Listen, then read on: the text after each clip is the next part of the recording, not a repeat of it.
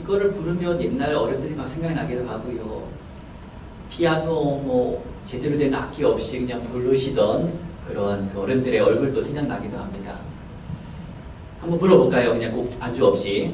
전부여 의지 없어서 손 들고 옵니다. 주 나를 외면하시면 나 어디 가리까.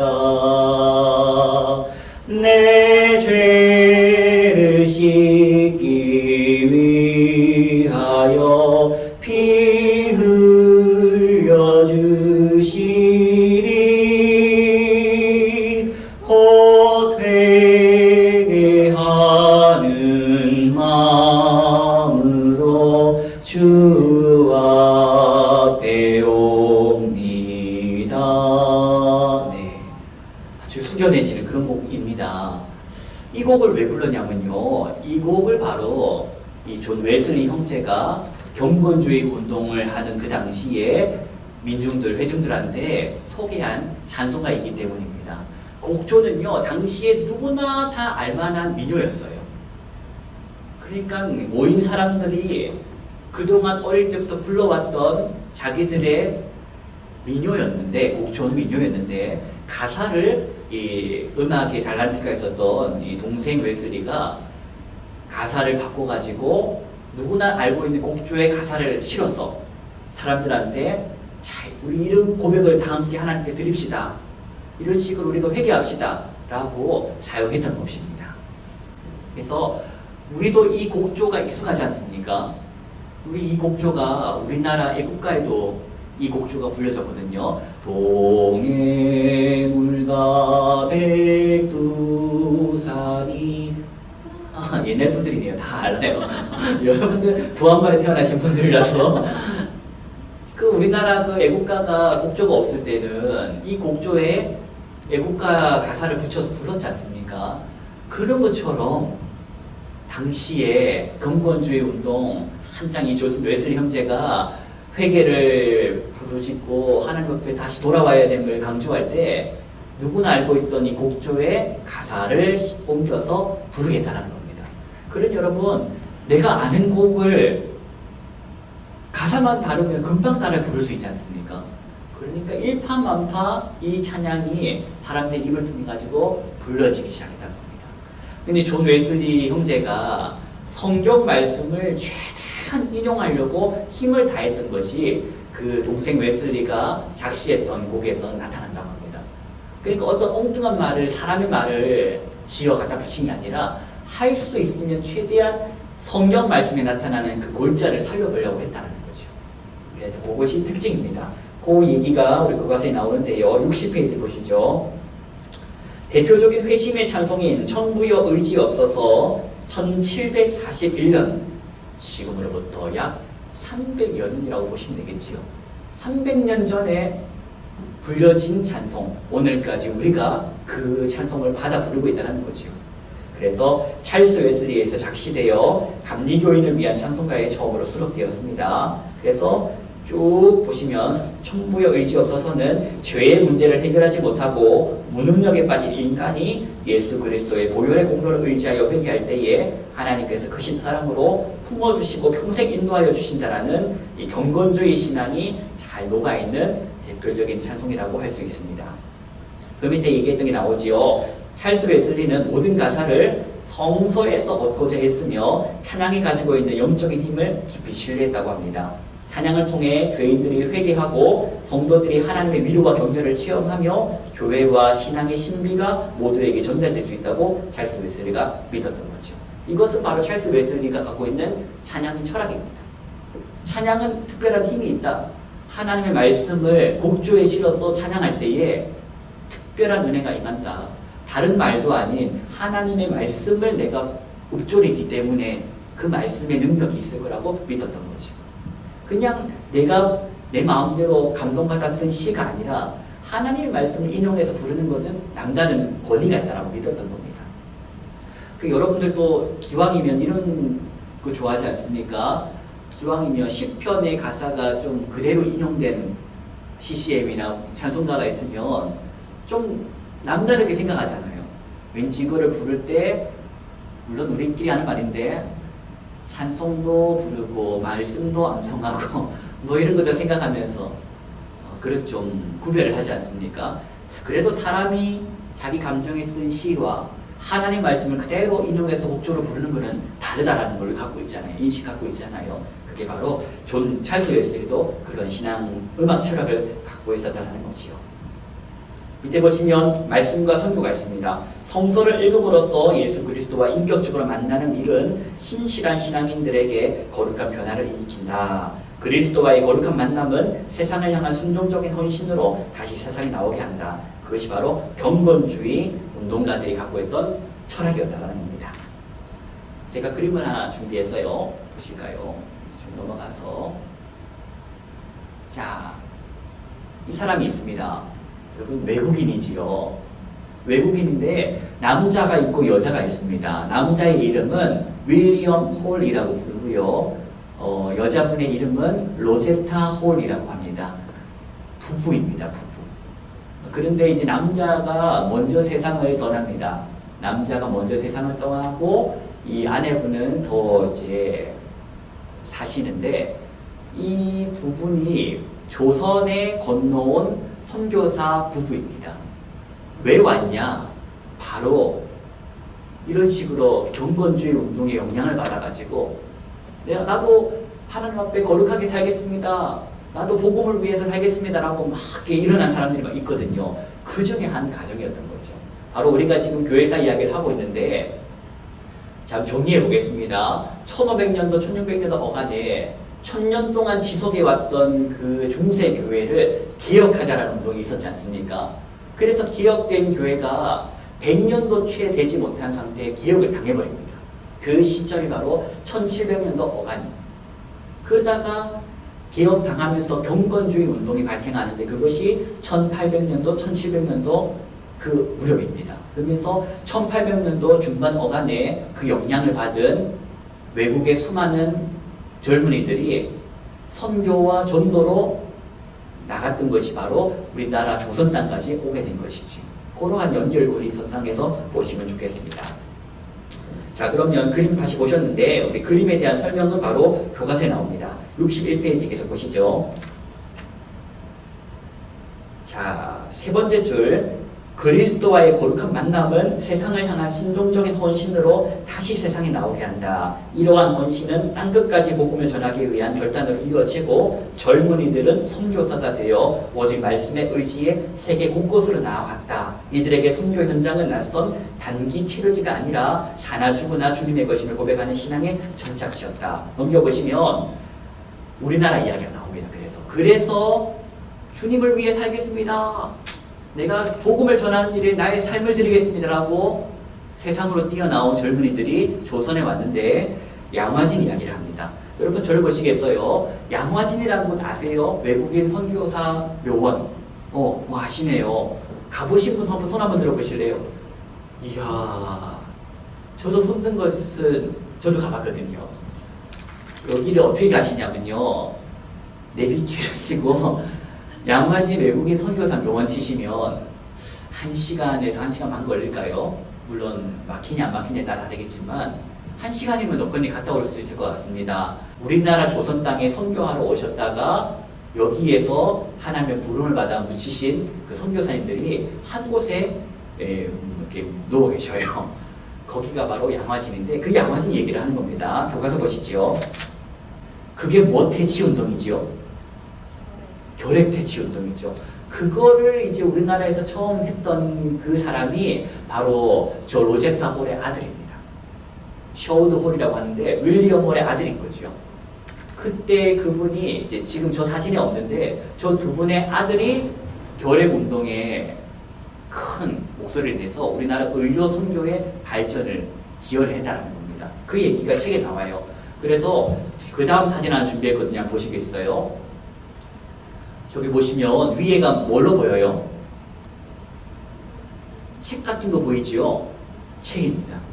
근데 나의 개인적인 이야기를 쓴 책을 뭐라고 부르죠? 일기죠. 일기장이에요. 저게 바로 일기장이에요. 누구의 일기장일까요? 로제타 홀, 엄마. 이쁜 여성이 있었죠. 외국인 여성. 이 여자분의 조선 땅에서 기록했던 일기장입니다. 그나 저나 이게 일기를 아주 꼬박꼬박 잘 썼나 봐요. 그래서 하나의 역사물이 된 거죠. 기념 아주 가치 있는 아주 유물이 된 겁니다. 그 밑에 보시면 묘지가 보이지 않습니까? 이게 바로 쇼드, 그러니까 그 홀 패밀리가 묻혀 있는 가족 묘실입니다. 보시면 아빠, 엄마, 뭐 아들, 여동생 다 모여 있거든요. 근데 그 얘기가 너무 마음이 아파요. 그 얘기를 한번 들어가 봅시다. 책에 나와 있습니다. 근데 이제 그 다음 달래기도 기가 막혀요. 안타깝게도 쇼드 홀을 4년 뒤 또다시 사랑하는 여동생 에디스 홀 잃었다. 그러니까 아버지가 죽고 어린 딸도 이어 주어달라는 겁니다. 아버지가 하나님 품에 안긴 뒤 어머니 로제타 홀과 자신에게 큰 위로를 주었던 이쁜 여동생을 이렇게 아버지와 이별한 평양에서 다시 떠납니다. 엄마 입장에서 보면 남편 죽었죠. 이어서 그래도 웃을 수 있었던 막내딸이 이어서 죽어달라는 겁니다. 그것을 이제 쇼드 입장에서도 기록을 하고 있는 거죠. 자, 그래서 64페이지 첫 단 지나서 딸 에디스 홀이 사망한 후 로제타 홀 어머니는 평양에서 양화진까지 딸을 데려와 남편 윌리엄 홀 곁에 묻습니다. 그러니 아버지 곁에 묻기 위해서 딸을 평양에서 데리고 왔다는 거, 시신을. 그래서 우리가 알고 있는 합정동 거기까지 딸을 데리고 왔다는 겁니다. 쭉 넘어가 보겠습니다.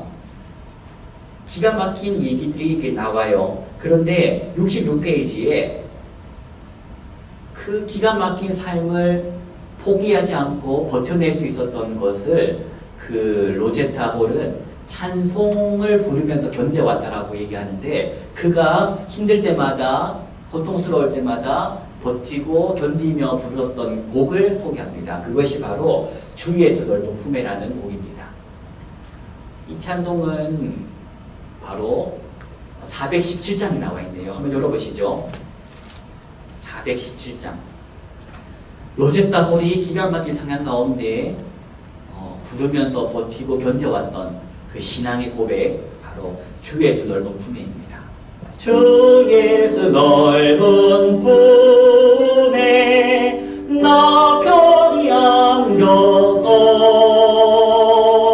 주 예수 넓은 품에 나 편히 안겨서 그 크신 사랑 안에 나와 편히 쉬겠네. 반전이 있었죠.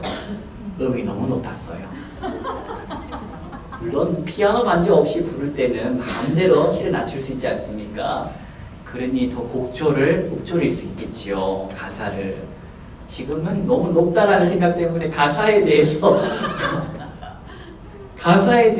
들여다보고 근심과 슬픔이 바뀌어서 부르려고 그랬어요. 네, 어쨌든 이런 그 고백을 했다는 거죠. 주 예수 넓은 품에 나 편히 안겨서 그 크신 사랑 안에 나 편히 쉬겠네. 영광의 들을 지나서 푸른 바다 건너 천사의 노랫소리 내 귀에 들리네. 주 예수 넓은 품에 나 편히 안겨서 그 크신 사랑 안에 나 편히 쉬겠네. 이렇게 찬송으로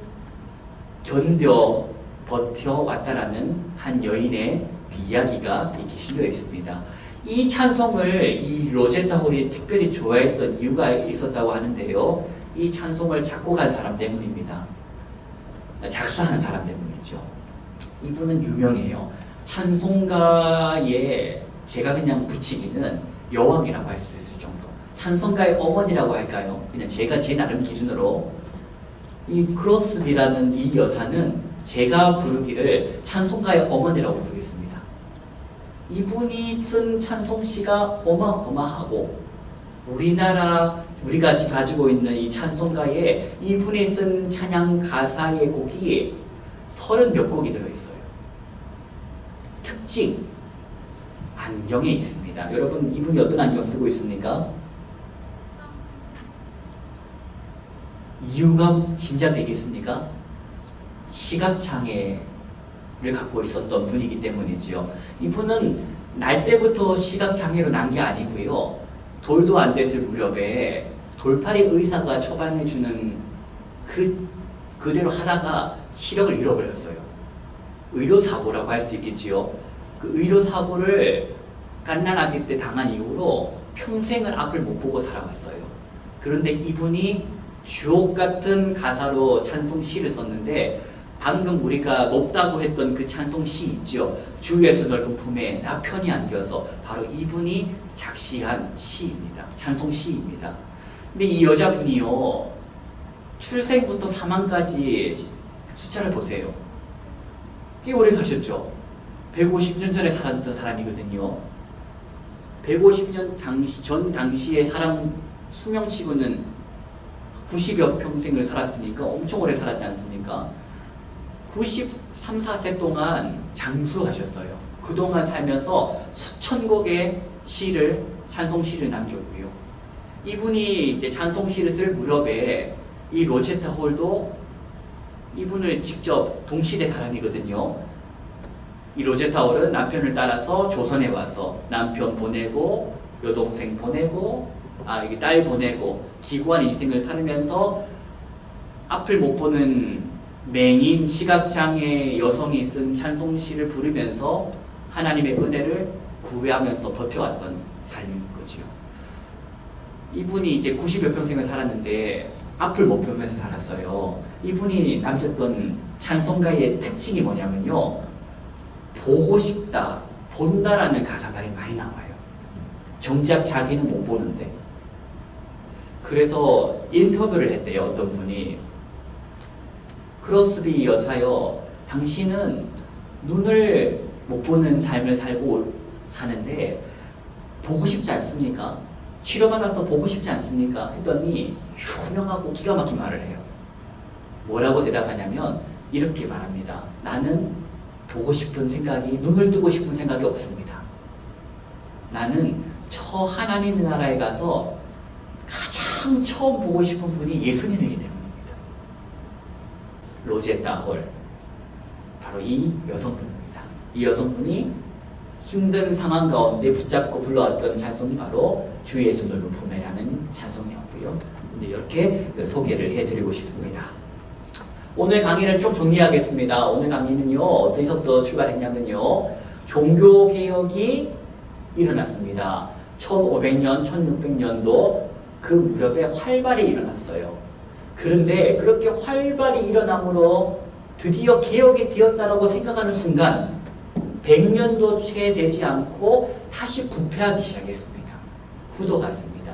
그래서 결국 다시 그들이 개혁을 당해버렸습니다.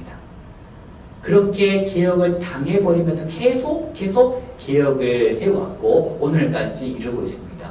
그때 개혁을 하면서 나왔던 운동이 경건주의 운동이고 그때에 활발히 활동했던 유명한 사람이 웨슬리 형제였고 그 웨슬리 형제의 그 부흥의 불씨가 영국, 미국 다 전해져 가면서 영향을 받았던 선교사들이 조선에 와서 그들이 하나님의 복음을 전했고 그때 생명을 다 바쳐 이 조선 땅에 복음의 꽃을 피워낸 한 가정을 우리 만나봤고 그 힘들고 버티고 견디기 힘든 상황 가운데에 찬양으로 신앙의 고백으로 버텨왔던 그 찬송가도 우리가 만나보았습니다. 주 예수 넓은 품에 나 편히 안겨서 쉬는 그날에 이르기까지 주님 주신 사명을 버텨내겠습니다. 끔찍한 상황이지만 주 예수 품에 안겨 편히 쉴 때까지 그날을 바라보며 내가 오늘을 견디겠습니다. 라는 그러한 그 각오가 녹아 있습니다. 우리 강의를 편집해서 올렸지 않습니까? 그 강의는 들으면 무슨 내용인지 몰라요. 왜냐면 맥락 없이 자르거든요. 그냥 대충 잘라요. 왜냐하면 시간 맞추기 위해서. 그리고 제 강의의 특징은 항상 연결고리가 있어요. 이 강의 듣잖아요. 무슨 말이지 하겠던 것이 다음 주에 또 항상 약간 한 발 가면 반발 뒤로 왔다가 약간 그런 그 겹치는 부분이 있습니다. 그래서 결국 현장에 와서 들어야지 오가 이해되면 영상을 보면 하나도 이해가 안 가요. 그런 그 영상의 특징이 있습니다. 그래서 영상을 듣고 계시는, 유튜브로 듣고 계시는 많은 성도님들한테는 죄송스럽지만 영상은 그냥 현장에 와서 한번 들어보고 싶다라는 그러한 정도로 좀 동기부여해드리고 싶은 의미가 있어서 만드는 겁니다. 자, 제가 기도하고 마치겠습니다. 하나님 감사합니다. 오늘도 이렇게 베풀어 주신 맛있는 음식 맛있게 먹었습니다. 감사합니다. 하나님 찬송가에 담겨있는 그 사연들을 이제는 배웠으니 우리도 아름다운 찬양의 그 시를 써내려가는 하나님의 사람이 되어지게 하여 주옵소서. 시간 내어 참여한 우리 사랑하는 우리 성도님 한 분 한 분 축복하여 주시고 은혜를 갑절로 내려주옵소서. 예수 그리스도의 이름으로 기도드립니다. 아멘. 고맙습니다. 안녕히 돌아가십시오.